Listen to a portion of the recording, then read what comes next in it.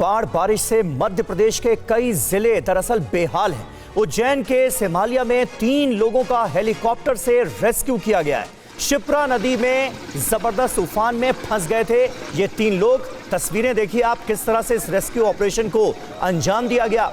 Helicopter की मदद ली गई है और हेलीकॉप्टर के जरिए इन लोगों की जान किसी तरह बचाई गई। शनिवार रात से सिमालिया में यह रेस्क्यू ऑपरेशन जारी था। एक महिला समेत 3 लोगों को बचा लिया गया।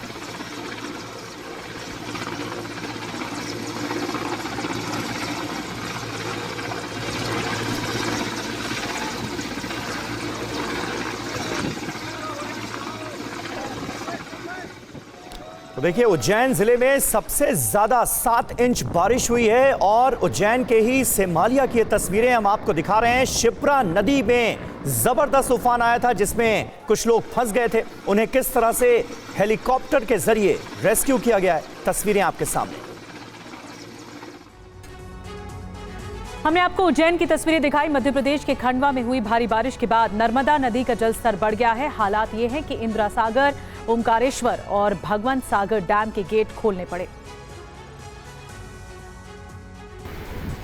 खंडवा में भारी बारिश से जलस्तर बढ़ने के बाद नर्मदा नदी पर बने इंदिरा सागर डैम और ओमकारेश्वर डैम के गेट खोल दिए गए हैं। ओमकारेश्वर धाम डैम के सभी 23 गेट 6 मीटर तक खोले गए हैं। वहीं इंदिरा सागर बांध के भी 12 गेट खोल दिए गए। शहर की कई सड़कों पर जलभराव देखा जा रहा है। बड़ाबम चौक पर पेड़ गिरने से मंदिर की दीवार गिर गई है। प्रशासन ने सुरक्षा के मद्देनजर कई इलाकों में लोगों के आने जाने पर रोक लगा दी है। आवाजाही के लिए इस्तेमाल होने वाले इंदौर इच्छापुर पुल को भी बंद कर दिया गया है। डैम से लगातार पानी छोड़ने की कैपेसिटी को बढ़ाया जा रहा है। अभी हमने यदि और समय के साथ साथ और अधिक पानी छोड़ा जाएगा, इसी के मद्देनजर हमने पूरी से ही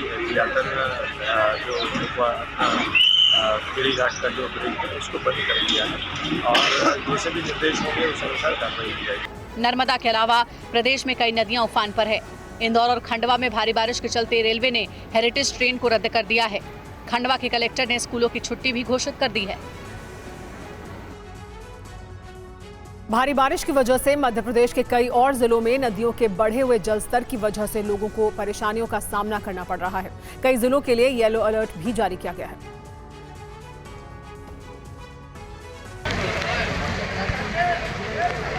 मध्य प्रदेश के कई जिलों में बरसात की वजह से हाहाकार मचा है। इंदौर में लगातार 2 दिन तक हुई तेज बारिश की वजह से 61 साल पुराना रिकॉर्ड टूट गया। शुक्रवार शाम से शनिवार शाम तक करीब 12 इंच बरसात रिकॉर्ड की गई। इंदौर के कई इलाकों में पानी भरने की वजह से लोगों को मुश्किल का सामना करना पड़ा। तेज बहाव के बीच लोग जान जोखिम में डालकर तलावली पुल पार करते नजर आए। इंदौर में ही रात भर तेज हवाओं के साथ बारिश के चलते कई इलाकों में पेड़ गिर गए। हालांकि पेड़ गिरने की वजह से किसी के हताहत होने की खबर नहीं आई। उज्जैन में हुई बारिश की वजह से शिप्रा नदी उफान पर है। रामघाट के किनारे के सारे मंदिर डूब चुके हैं। कुछ मंदिरों का शिखर ही दिखाई दे रहा है। मंदसौर में लगातार बरसात के बाद बारिश का पानी अष्टमुखी भगवान पशुपतिनाथ मंदिर के गर्भगृह तक पहुंच गया। शिवना नदी का जलस्तर बढ़ने की वजह से कालाभाटा बांध के 5 गेट खोल दिए गए। धार जिले में हुई भारी बारिश की वजह से कई हिस्सों में आवाजाही के रास्ते प्रभावित हुए। उधर यूपी के मुरादाबाद में भी बारिश के बाद लोगों ने उमस भरी गर्मी से राहत की सांस ली है। महाराष्ट्र और मध्य प्रदेश में हुई बारिश की वजह से गुजरात में भी नर्मदा नदी का जलस्तर बढ़ा हुआ है। दूसरी ओर राजस्थान में कई जिले भी बारिश से प्रभावित हुए हैं। ये रिपोर्ट देखिए।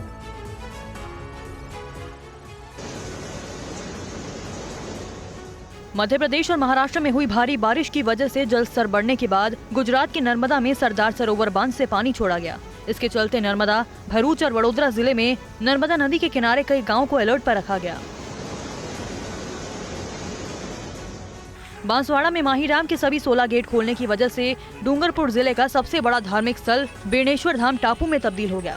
धाम पहुंच के तीनों पुलों पर 15 से 20 फीट तक पानी बह रहा है, जिसके चलते मंदिर के पुजारी समेत कई लोग फंस गए।